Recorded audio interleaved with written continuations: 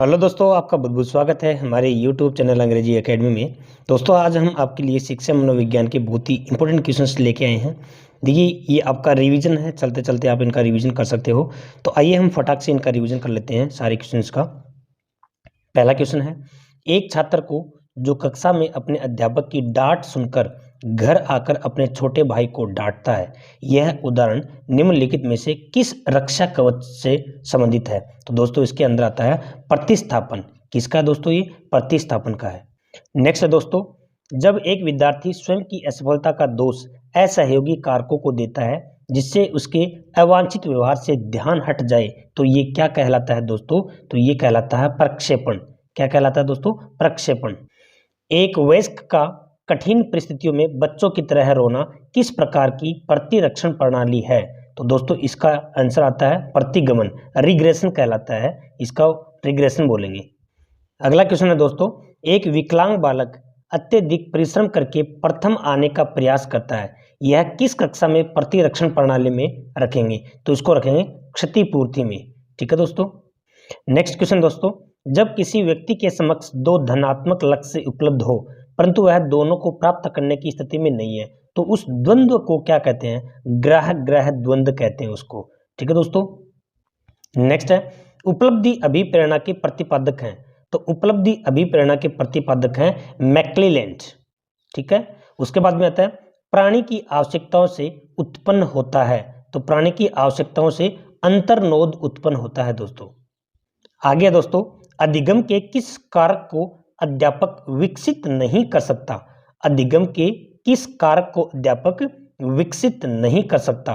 तो परिपक्वता जो होती है उसको विकसित नहीं कर सकता, बाकी रुचि है, अभिप्रेरणा है, एकाग्रता है, इसको विकसित कर सकता है। अभिप्रेरणा वर्णित होती है। तो अभिप्रेरणा ध्यान रखना दोस्तों, भावनात्मक जागृति द्वारा होती है। आप किसी को मोटिवेशन दोगे तो वो क्या होगी? वर्णित होगी। अगला क्वेश्चन है दोस्तों, एक विद्यार्थी अपने समकक्ष व्यक्तियों के समूह के प्रति अतिक्रमण व्यवहार करता है और विद्यालय के मानदंडों को नहीं मानता है। इस विद्यार्थी को जिस सहायता की आवश्यकता है वह है, तो देखिए दोस्तों, इसमें भावनात्मक क्षेत्र की आवश्यकता है, ये याद रखना। आगे है, मानसिक रेचन द्वारा किसे कम किया जा सकता है? तो दोस्तों, आक्रामकता को कम किया जा सकता है, याद रखना। निम्न में से समायोजन का सोपान नहीं है। तो समायोजन का सोपान कुसमायोजन नहीं है। आगे कुआ पीछे खाई उक्ति किस अंतर्द्वंद का उदाहरण है? परिहार परिहार अंतर्द्वंद का उदाहरण है दोस्तों। अच्छे समायोजन की विशेषता है। तो दोस्तों, अच्छे समायोजन की विशेषता सहनशीलता है, याद रखना। नेक्स्ट है, भूख, प्यास, नींद, प्रेम, क्रोध आदि किस प्रकार की अभिप्रेरणा के घटक हैं? तो ये आपके आते हैं आंतरिक अभिप्रेरणा। ये सारे सारी जो है ना आंतरिक क्रिया होती हैं, इसलिए ये आंतरिक अभिप्रेरणा की क्रियाएं हैं।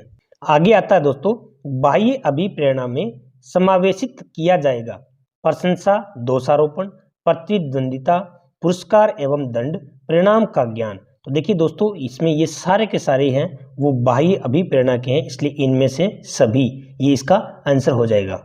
नेक्स्ट आता है दोस्तों, सकारात्मक दंड का निम्न में से कौन सा उदाहरण है?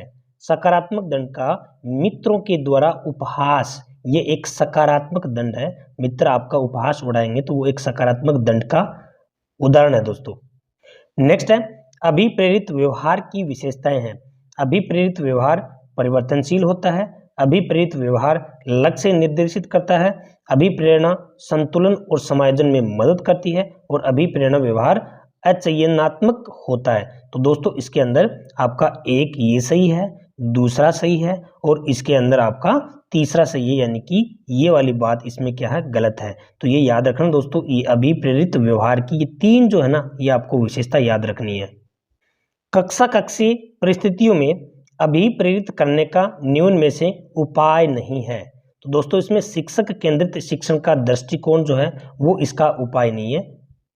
नेक्स्ट है, उपलब्धि अभिप्रेरणा के क्रमबद्ध एवं व्यापक अध्ययन का श्रेय किसे दिया जाता है दोस्तों?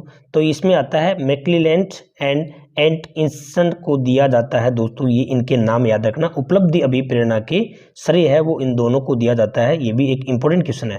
नेक्स्ट आता है, अभिप्रेरणा के संदर्भ में आकांक्षा स्तर के प्रत्यय को सर्वप्रथम किसने व्यक्त किया था? तो दोस्तों इसमें आपका जो आता है होपी एंड डेबो ने। किसने किया था? होपी एवं डेबो ने किया था। निम्नलिखित में से कौन सा समाज विरोधी बालक के बारे में सत्य नहीं है?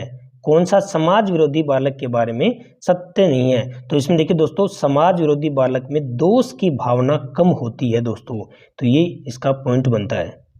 एक शिक्षिका अपनी कक्षा के प्रतिभाशाली बच्चों की योग्यताओं की उपलब्धि चाहती है, अपने उद्देश्य प्राप्ति के लिए क्या करना चाहिए? तो देखिए दोस्तों, अपनी उद्देश्य प्राप्ति के लिए उनकी सृजनात्मकता को समृद्ध करने के लिए चुनौती देना, ये आंसर होगा इसका दोस्तों।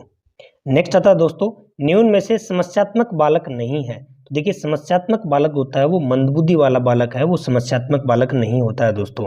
नेक्स्ट है, अभिक्षमता परीक्षण का उपयोग किया जाता है। तो देखिए, यह भविष्यवाणी करने में कि व्यक्ति किसी कौशल में कैसा प्रदर्शन करेगा, ये अभिक्षमता प्रेरणा परीक्षण का उपयोग किया जाता है। तो इसमें ये वाला पॉइंट होगा वो राइट होगा।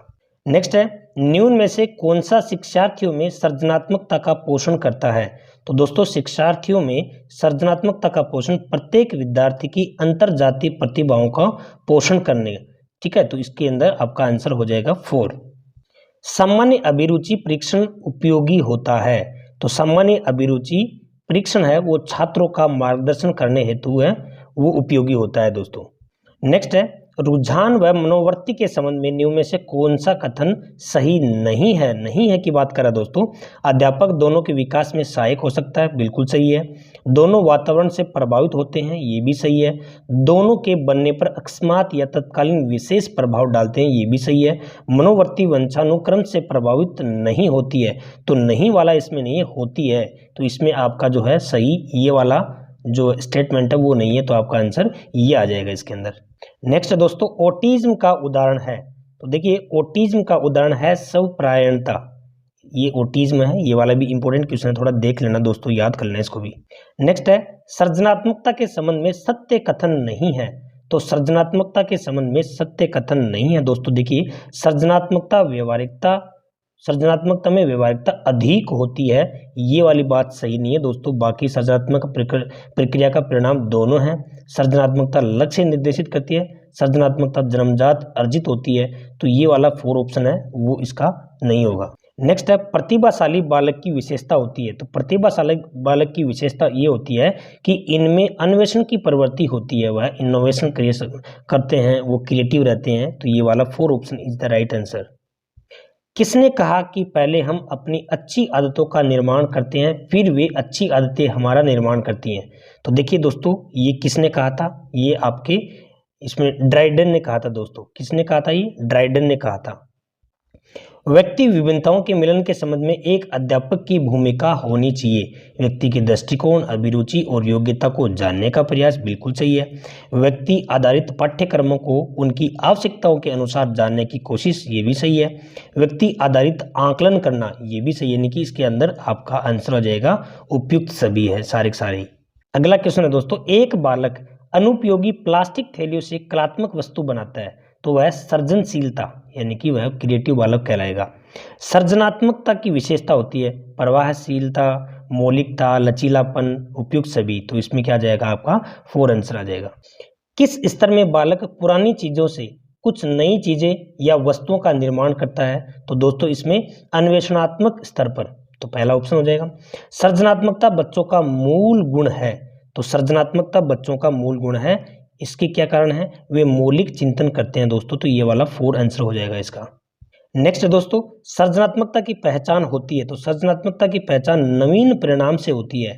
सृजनात्मकता नहीं है, तो यहाँ पे मौलिकता, धारा प्रवाहित, नवीनता ये है, और नहीं है इनकी सहमति है, वो सृजनात्मकता नहीं होती है। नेक्स्ट आता है, सृजनात्मकता मुख्य रूप से संबंधित होती है, तो मुख्य रूप से होती है अपसारी चिंतन से होती है सृजनात्मकता। निम्नलिखित में से सृजनात्मकता मापन हेतु परीक्षण नहीं है, तो दोस्तों जीवन वर्त अध्ययन जो है वो नहीं है। ठीक है दोस्तों। अभिरुचि, चरित्र एवं मूल्यों का विकास किसके द्वारा करवाया जा सकता है? वह आचरण के द्वारा कराया जा सकता है। आगे है, अभिवर्ती मापन की सिमेंटिक डिफरेंशियल स्केल के प्रतिपादक हैं। तो इसके प्रतिपादक हैं ओसगुड। ठीक है दोस्तों, आगे आपका आता है अभिवर्ती क्या है। तो देखिए अभिवर्ती है ना, वो एक भावनात्मक प्रवृत्ति जो अनुभव के द्वारा संगठित होकर किसी मनोवैज्ञानिक वस्तु के प्रति पसंदगी या नापसंदगी के रूप में प्रतिक्रिया करती है, उसी को हम अभिवर्ती कहते हैं। अपशब्द बोलने पर बालक की पिटाई करने से अनुक्रिया की संभावना घट जाती है दोस्तों। परिणाम का ज्ञान सीखने की गति को आगे बढ़ाता है दोस्तों, ये याद रखना। निम्नलिखित में से कौन सी एक महत्वपूर्ण गतिविधि बच्चों को सीखने के लिए सक्षम बनाती है? संवाद के द्वारा। संवाद मतलब डायलॉग, आपस में कन्वर्सेशन जिसको अपन बोलेंगे। आगे है प्रकाश 10 वर्षीय बालक है जो लॉकडाउन में घर की टूटी फूटी और पुरानी वस्तुओं से नई वस्तुओं का निर्माण कर रहा है। प्रकाश किस चिंतन को काम में ले रहा है? तो वह आपका आता है अपसारी चिंतन को काम में ले रहा है दोस्तों। पूर्वाग्रह एक प्रकार से अभिवर्ती है दोस्तों, पूर्वाग्रह होता है वो। आगे है कभी सृजनात्मकता से अभिप्राय क्षमता से होता है, कभी सृजनात्मक रचना से, कभी सृजनात्मकता उत्पादकता से होती है। यह विचार किसका है? तो ये गिलफोर्ड का विचार है दोस्तों। सृजनात्मकता की विशेषताओं का सही विकल्प है। देखिए इसमें मौलिकता होती है, नवीनता होती है, सीमित क्षेत्र ये नहीं होता है, ठीक है। उसके बाद में कठोरता ये नहीं होता है, बहुविधि चिंतन ये होता है। तो इसके अंदर क्या आ जाएगा? ए, ब और ये वाला आंसर आपका आ जाएगा इसके अंदर। नेक्स्ट है पुराने विचारों से नए विचारों का निर्माण होता है। यह सृजनात्मकता के किस सिद्धांत पर आधारित है?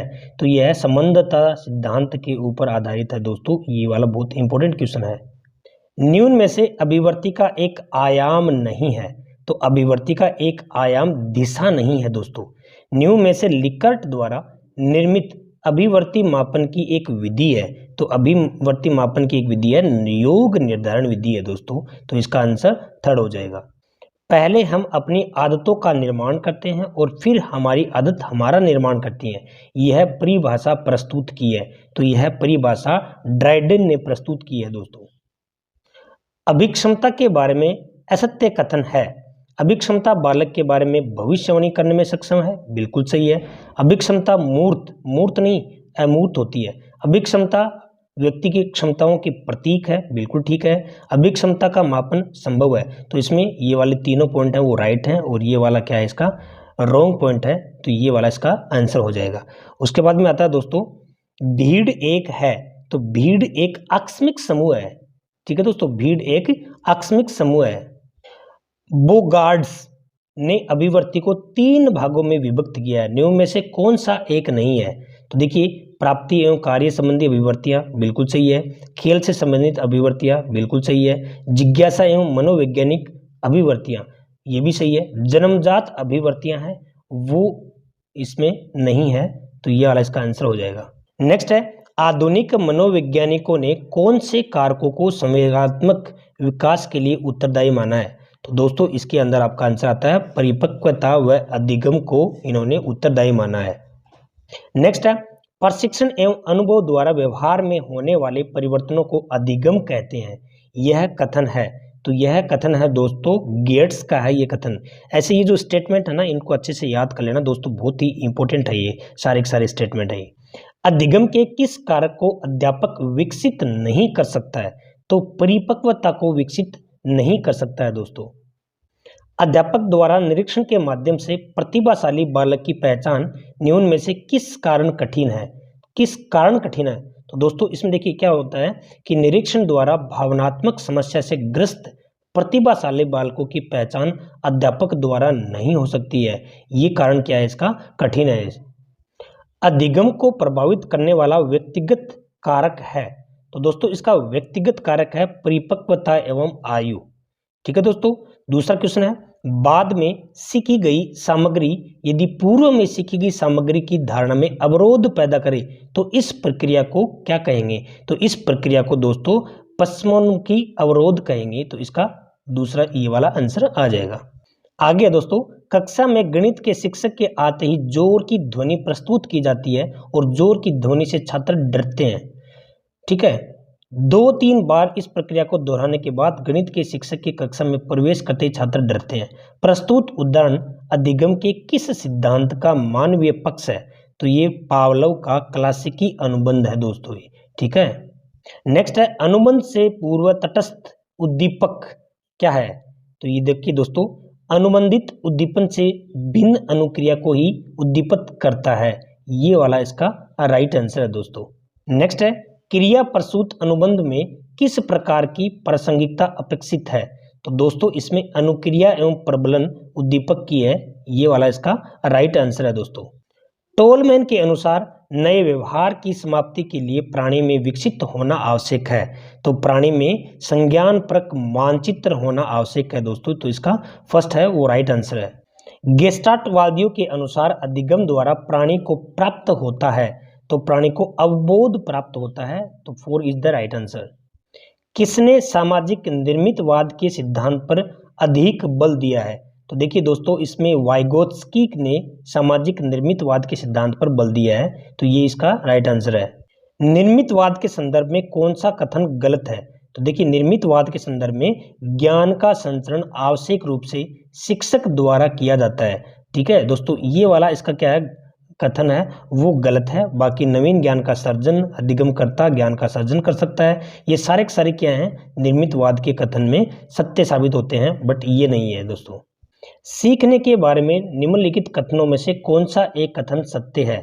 तो दोस्तों सीखने को सामाजिक क्रियाएं सुविधा देती हैं। ये वाला कथन है इसका वो सत्य है। निम्नलिखित में से कौन सा तत्व कक्षा में अधिगम हेतु सहायक हो सकता है? तो देखिए दोस्तों, अध्यापकों द्वारा बच्चों की स्वायत्तता को बढ़ावा व सहायता देना ये वाला सहायक हो सकता है। ठीक है दोस्तों, इस तरह से हमने पार्ट फर्स्ट में आपके लिए फटाक से कुछ इंपॉर्टेंट क्वेश्चन इंक्लूड किए हैं। अगर आपको ये अच्छे लगे तो एक छोटा सा पार्ट आपके लिए और लेके आएंगे। सुबह जाते टाइम बस में आप देख सकते हो। Thanks for watching it.